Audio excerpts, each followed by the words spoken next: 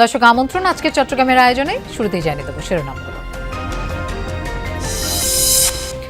অনুপ্রবেশের 9 বছরেও ফেরানো যায়নি রোহিঙ্গাদের, তৈরি হচ্ছে নতুন নতুন সংকট। উখিয়ায় সমাবেশ, প্রত্যাবাসন শুরু না হওয়ায় ইউরোপীয় ইউনিয়নের উদ্বেগ। চট্টগ্রামে আন্তজেলা সড়ক পরিবহন শ্রমিক ইউনিয়নের নির্বাচনকে কেন্দ্র করে দুপক্ষের তুমুল সংঘর্ষ, সড়কে আগুন জ্বালিয়ে বিক্ষোভ। গণপরিবহন নিয়ে নৈরাজ্য চলছে চট্টগ্রামে, বাড়তি ভাড়া আদায়ে ক্ষুব্ধ যাত্রীরা।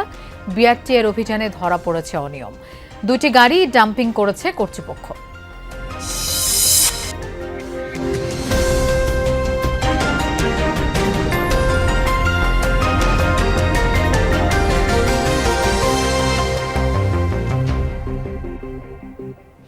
এতক্ষণ শিরোনাম দেখছিলেন, আপনাদের সঙ্গে থাকছি আমি মৌসুমী আহমেদ লোপা।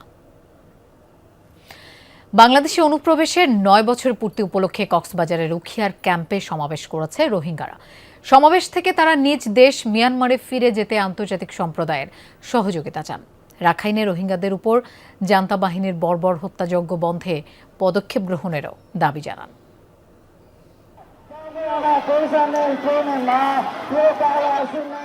সকাল থেকে এভাবেই উখিয়ার ক্যাম্প 4 এক্সটেনশনের ফুটবল মাঠে জড়ো হতে থাকেন রোহিঙ্গা শরণার্থীরা। সমাবেশে মিয়ানমারের রাখাইনে দেশটির সেনাবাহিনী তাদের উপর যে হত্যাযজ্ঞ নির্যাতন চালিয়েছে সেই গণহত্যার চিত্র তুলে ধরেন রোহিঙ্গারা।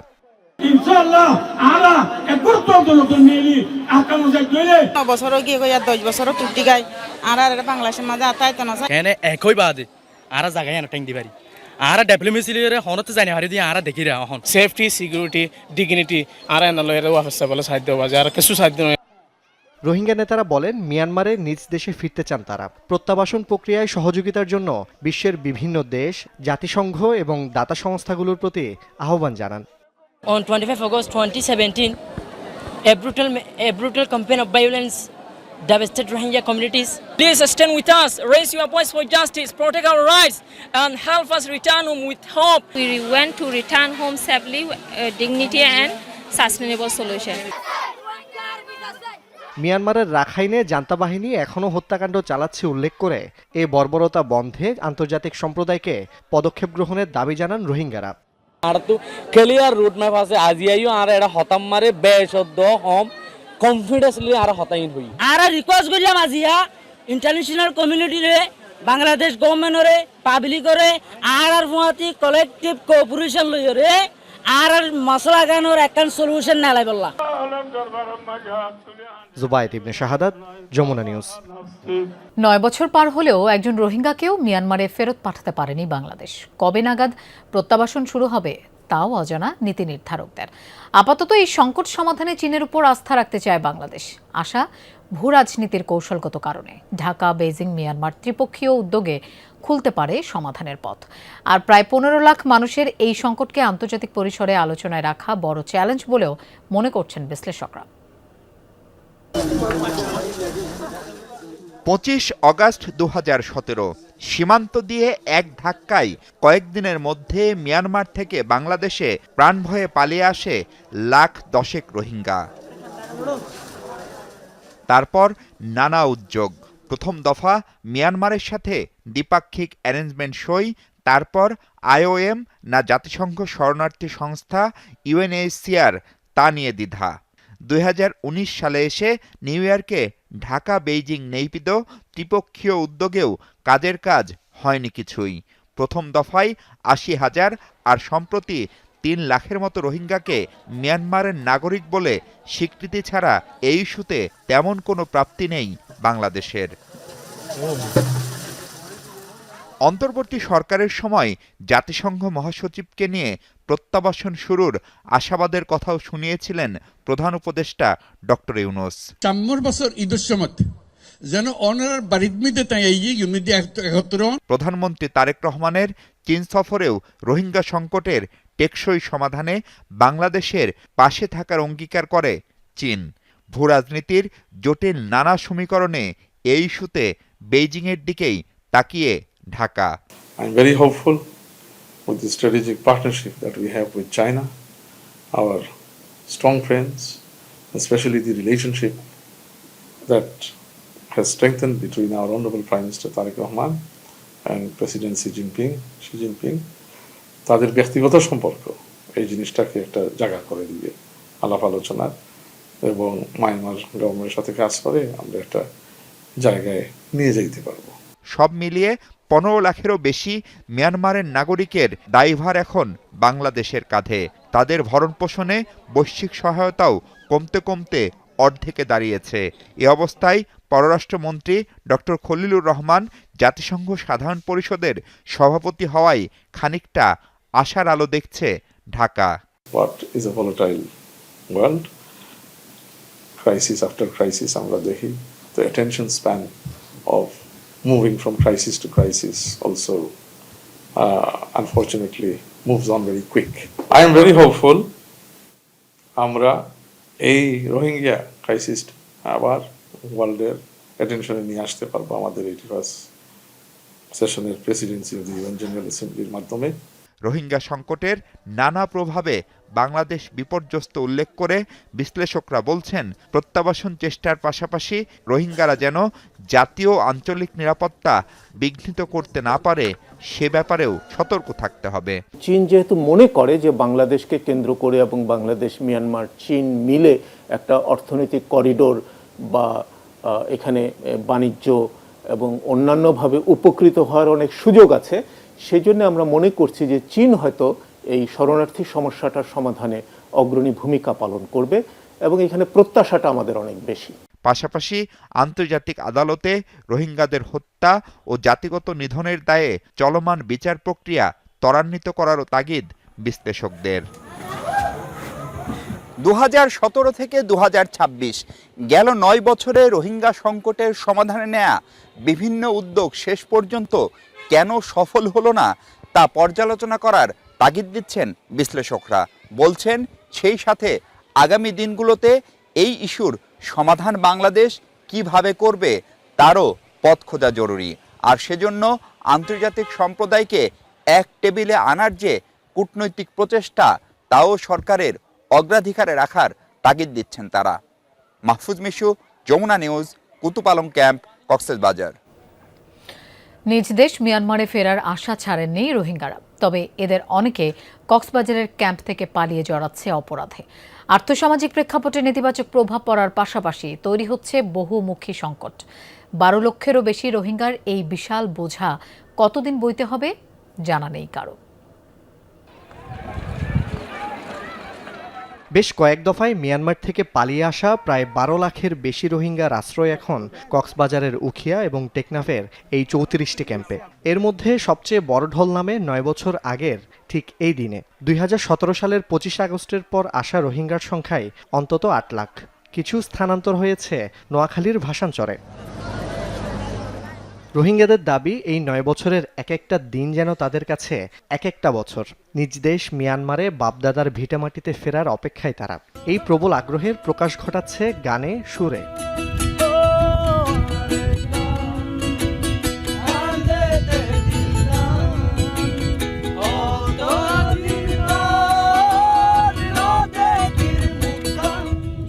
পরদেশে আশ্রিত থেকেও শৈশব কৈশোরের স্মৃতি, ঐতিহ্য, সংস্কৃতি ধরে রাখার চেষ্টায় রোহিঙ্গা শিল্পীরা। গান হচ্ছে এমন একটা জিনিস মানুষের আবেগকে চেঞ্জ করে। গান হচ্ছে এমন একটা জিনিস মানুষের ইমোশনকে, আবেগ ইমোশন এগুলাকে পরিবর্তন করে। গানের মাধ্যমে তুলিয়ে নেয় আর গানের গিয়ে ফিল করি। তো এখন আর অনুভূতি চলতে আর মাছ জিং করতাম আর এখন এটাই করি না পারিস। আর দেখি জুলুম হাই জিন আর হস্তবৃত্ত পাই ইন আর ফিল করিয়ারে দেখাই পারি ওয়ার্ল্ডরে। গেল 9 বছরে হয়েছে নানা কূটনৈতিক তৎপরতা, দ্বিপাক্ষিক বৈঠক, কিন্তু মেলেনি কাঙ্ক্ষিত সুফল। 2018 এবং 2019 সালে দুদফায় প্রত্যাবাসনের দিন ঠিক হলেও আলোর মুখ দেখেনি তা। রোহিঙ্গা নেতাদের অভিযোগ, প্রত্যাবাসন বাধাগ্রস্ত করছে মিয়ানমার সরকার ও বিদ্রোহী গোষ্ঠী আরাকান আর্মি।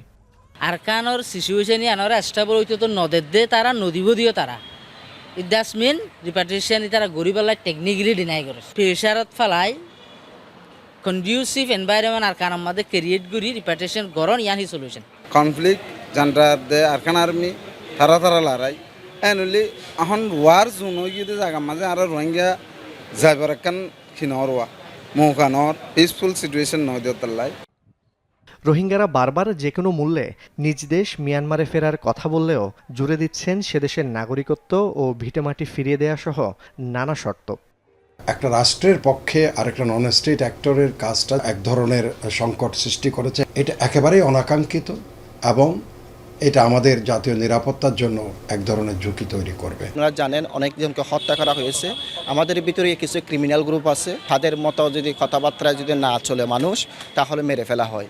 আর শুধু রিপার্টেশন হতে জিনিস আনলে আশাই আনলে আর বাংলাদেশত মাঝে বসবাস করি দৈন্য আশা নাই আর তো দিলত মাঝে অন্য বাফা চিন্তা নাই।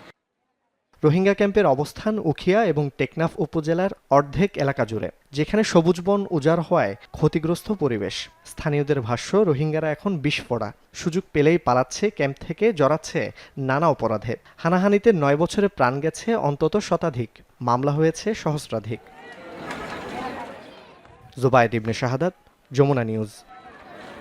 এখনও রোহিঙ্গাদের নিজ দেশ মিয়ানমারে ফেরত পাঠানো শুরু না হওয়ায় উদ্বেগ জানিয়েছেন 27 দেশের জোট ইউরোপীয় ইউনিয়নের মিশন প্রধান ও রাষ্ট্রদূত মাইকেল মিলার। সকালে ঢাকা বিশ্ববিদ্যালয়ে মিট দ্য অ্যাম্বাসেডর অনুষ্ঠানে তিনি একথা জানান। বলেন, রোহিঙ্গাদের স্বেচ্ছায় ও মর্যাদাপূর্ণ প্রত্যাবাসন নিশ্চিতে কাজ করবে 27টি দেশের সংস্থাটি। তিনি আরও বলেন, রোহিঙ্গাদের পাশাপাশি স্থানীয় জনগোষ্ঠীর জীবনমান উন্নয়নে অর্থ সহায়তা দেওয়া হচ্ছে। We meet today at a moment of transition on many levels. Bangladesh is navigating an important chapter in its political and economic journey, and as I started by reflecting, the European Union too is adapting to a more contested and uncertain world. চট্টগ্রামে আন্তজেলা সড়ক পরিবহন শ্রমিক ইউনিয়নের নির্বাচনকে কেন্দ্র করে দুপক্ষের তুমুল সংঘর্ষ হয়েছে। আমরা এ বিষয়ে জানব। আমাদের সাথে সরাসরি যোগ দিচ্ছেন সহকর্মী আলামিন শিকদার। আলামিন, এই মুহূর্তে কি পরিস্থিতি দেখছেন? বিক্ষুব্ধরা কি বলছেন?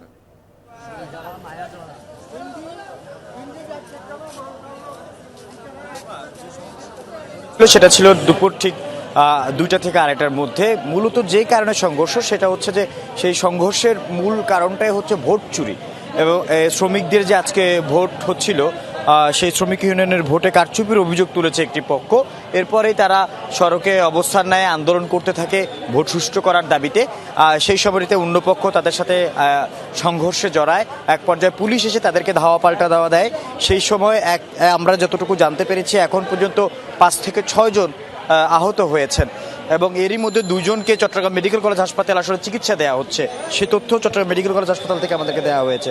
শ্রমিকরা এই মুহূর্তে চট্টগ্রামের এই যে কদমতলী যে জায়গাটিতে আমরা রয়েছি, সেই কদমতলী মোড়ে, যেখান থেকে চট্টগ্রামের বিভিন্ন দিকে অর্থাৎ চট্টগ্রাম বিভাগের মধ্যে যেমন নোয়াখালী, পাশাপাশি ফেনী, এইসব অঞ্চলে, কুমিল্লা, পাশাপাশি আমরা দেখছি যে সোনাপুর, চেয়ারম্যানঘাট, এইসব জায়গাগুলোতে যে বাসগুলো যায়, সেই যে বাস টার্মিনালটি, যে বাস স্টেশনটি, সেই জায়গাটিতেই আমরা দেখছি সেখানকার শ্রমিকরা এখানে এসে তাদের যে অবরোধ বিক্ষোভ সেটা চালাচ্ছে এবং সড়কে কিছুক্ষণ আগেও তারা আগুন জ্বালিয়ে তাদের বিক্ষোভ করছেন এবং তাদের যে দাবি, সেই দাবিটি হচ্ছে ভোট সুষ্ঠু করতে হবে এবং এছাড়া যে ভোট হয়ে গেছে সেটি ফলাফল তারা মানেন না, সেটি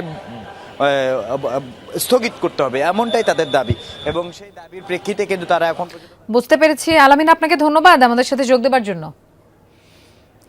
কক্সবাজারের টেকনাফে ক্রসফায়ারে একরামুল হক হত্যার ঘটনায় করা মানবতা বিরোধী অপরাধের মামলায় ব্রিগেডিয়ার জেনারেল মিফতাউদ্দিন আহমেদ ও আব্দুর রহমান বদিকে গ্রেফতার দেখিয়ে কারাগারে পাঠিয়েছেন আন্তর্জাতিক অপরাধ ট্রাইব্যুনাল। সকালে ট্রাইব্যুনাল 2 এর বিচারিক প্যানেল এই আদেশ দেন। এর আগে সেনা হেফাজত থেকে তাকে ট্রাইব্যুনালে হাজির করা হয়। এই মামলায় ক্ষমতাচ্যুত প্রধানমন্ত্রী শেখ হাসিনা সহ 11 জনের বিরুদ্ধে আনুষ্ঠানিক অভিযোগ দেয় প্রসিকিউশন।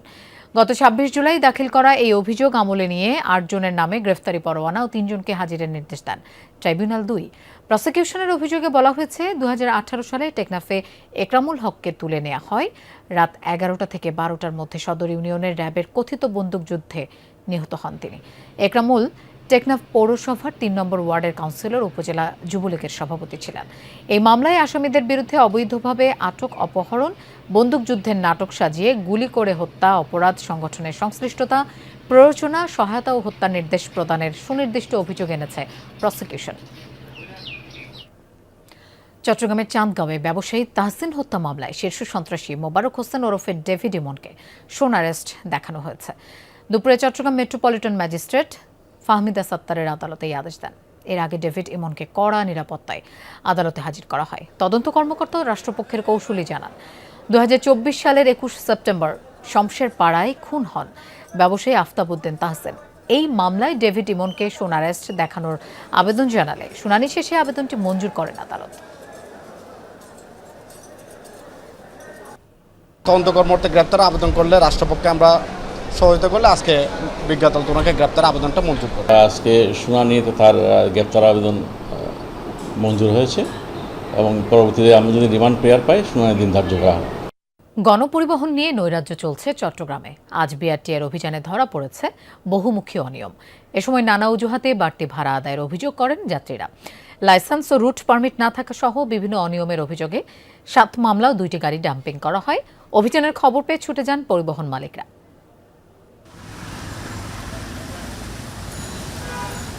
গণপরিবহনে ইচ্ছামতো ভাড়া আদায়ের অভিযোগ দীর্ঘদিনের। যাত্রীদের একের পর এক অভিযোগের প্রেক্ষিতে মাঠে নামে বিআরটিএ। বহদ্দারহাট থেকে যাত্রীবাহী 10 নম্বর বাস আগ্রাবাদে পৌঁছালে থামায় ভ্রাম্যমাণ আদালত। ক্ষুব্ধ কণ্ঠে যাত্রীরা ম্যাজিস্ট্রেটকে জানান, এক এক দিন এক এক অজুহাতে বাড়তি ভাড়া নেন চালক হেলপাররা। সবগুলো বাস ডিজেল চালিত, কিন্তু গ্যাস সংকটেও ভাড়া বাড়িয়ে দেয়। রাজপথে নামাই দিয়ে আমার থেকে নিতেছে 15 টাকা। এখান থেকে আমি 3 টাকা দিয়ে কি বাদাম তুলে মরে যেতে পারবো? আমরা গত বুধবারে আসছি 15 টাকা ভাড়া আগ্রাবাদ যাবে সময় নিচে আসার সময় নিচে, আজকে নিচে 20 টাকা। ডেলি যদি 2 বার আপ ডাউন করতে হলে যদি আপনার 10 টাকা হয় মাসে অনেক টাকা, তাহলে এগুলো তো আসলে মনিটরিংটা ওভাবে হওয়া দরকার। 10 টাকার ভাড়া 30 টাকা 40 টাকাও নেই, বলে যে এটা গ্যাসের গাড়ি, তেলের গাড়ি না, এটা গ্যাসের গাড়ি। তারা বিভিন্ন রকম স্টিকার দিয়ে দেয়। মুরাদপুর থেকে ফেরিবোট ভাড়া হলো 25 টাকা। ওই আমি ওটুকুই জানি, কিন্তু এর মাঝখানে নামলে 4-5 টাকা এদিক ওদিক হয়। ছুটির টাইমে এখানে আগ্রাবাদ ভাড়া আছে 12 টাকা, ওরা ছুটির টাইমে ভাড়া লোকের কাছ থেকে 20 টাকা বলে বলে উঠায়। কেবল বাড়তি ভাড়া আদায়ই নয়, অভিযানের সময় বেরিয়ে আসে বেশিরভাগ গণপরিবহনের লাইসেন্স ও রুট পারমিট নেই। নকল কাগজপত্র নিয়ে লক্কর জক্কর এসব গাড়ি বছরের পর বছর অবৈধভাবে চলছে। হাতে নাতে এসব অসঙ্গতি ধরলে এক পর্যায়ে ঘটনাস্থলে ছুটে আসেন পরিবহন মালিক সমিতির এক নেতা।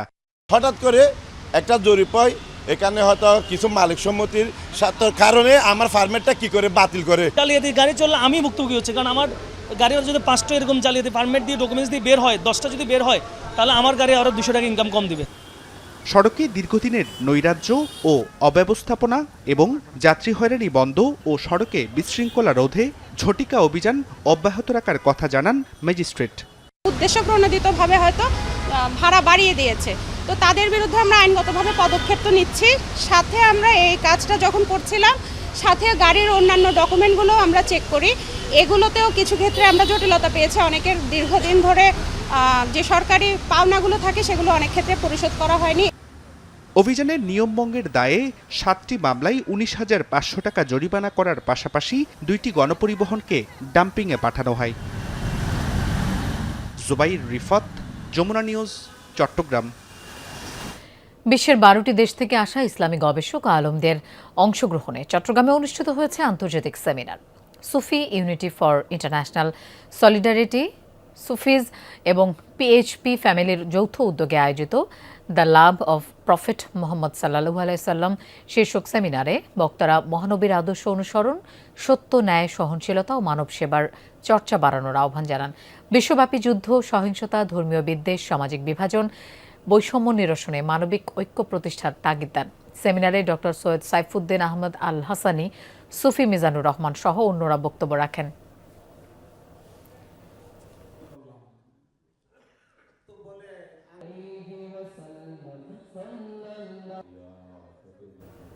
দর্শক, এই ছিল আজকে চট্টগ্রামের আয়োজনের। এতক্ষণ সাথে থাকার জন্য ধন্যবাদ সবাইকে।